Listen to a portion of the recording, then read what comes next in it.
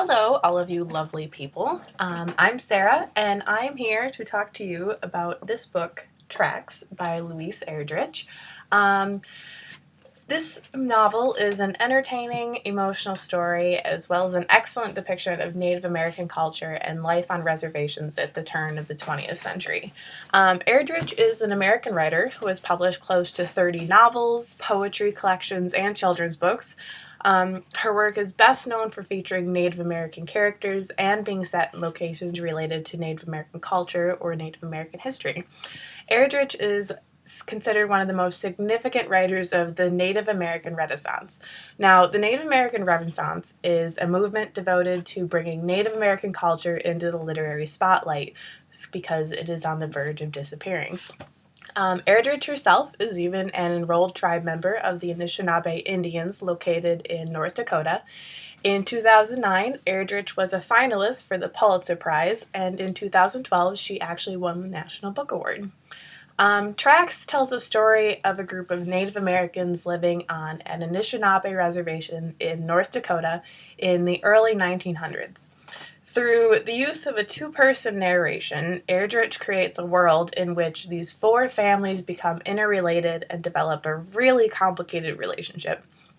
Nanapush is the first narrator of the story, and he is a humorous tribal elder and is highly regarded on the reservation. Due to his age, Nanapush has been through the decline of his tribe and the struggle of adapting to reservation life. Nanapush also becomes a father figure to Fleur Pillager after he nurses her back to health when she catches consumption, also known as tuberculosis.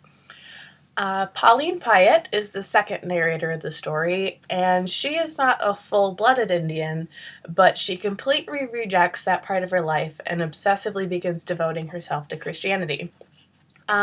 She is seen as a nuisance and is not really liked by anyone in the story, and she also develops a really unhealthy obsession with Fleur, showing signs of jealousy towards her. Fleur is a rather mysterious character and is avoided or disliked by many of the other characters. She is the last remaining member of a family who is depicted as having powerful, magic-like abilities. Because of the stories that develop about her powers, Fleur is generally avoided by most other tribe members.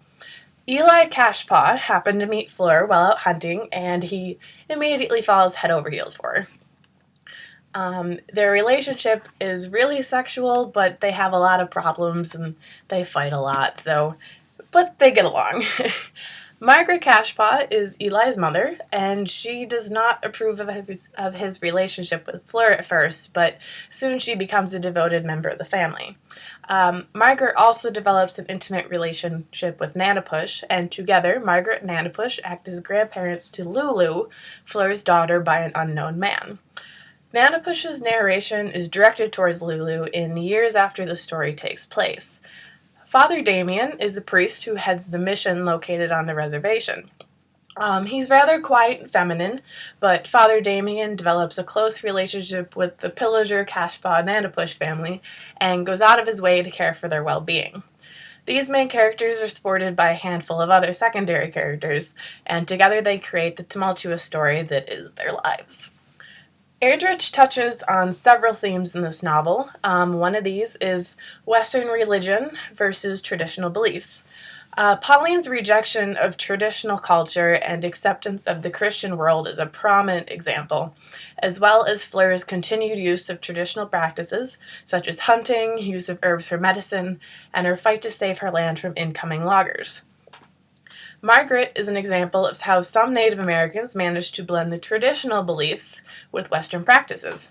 Margaret was actually baptized in the church and regularly attends church services, but she also upholds a few traditional practices such as cooking, hunting, and medicine. She was also one of 4 wives of the man she was married to before the events of this story took place. Another theme in this story is identity. Pauline rejects her Indian identity and focuses her pride on her white ancestry. She saw no reason in identifying with a dying heritage, especially when people of that heritage treat her with no respect at all. Fleur can be an example of gender identity. In Anishinaabe culture, there is a third gender alongside male and female called Two-Spirit. Two-spirit people identify with and display both masculine and feminine spirit. Physically, Fleur is obviously a woman, but her actions of hunting, gambling, and living independently can give her a masculine spirit. A theme of the supernatural is also rather prominent in tracks. The pillagers were known to have mystical abilities, and Fleur displays this multiple times. She reportedly has drowned 3 times, and each time she recovered, another man dies in her place. She also seems to be able to control her natural surroundings, and somehow is reported to have conjured a tornado to actually destroy a town. Overall, this novel is an excellent example of a fictional story with an accurate display of traditional culture. Erdrich challenges the reader to identify with the Indian side of a story that is largely regulated by whites. The supernatural element keeps the reader's attention and often forces them to think about what is really happening. The blend of emotions create a sense of depth that engages the readers, and the detailed descriptions pull the reader right into the story. The two-person narration can become confusing at times, but it does add an interesting element by having 2 different points of view for the same story. Due to the nature of the story being about Native American culture and being told from an Indian point of view, this novel is very valuable towards readers. It is important to preserve Native American culture, especially in today's world where their history is slowly being forgotten. So that was Tracks by Louise Erdrich. If you get a chance, you should definitely read it.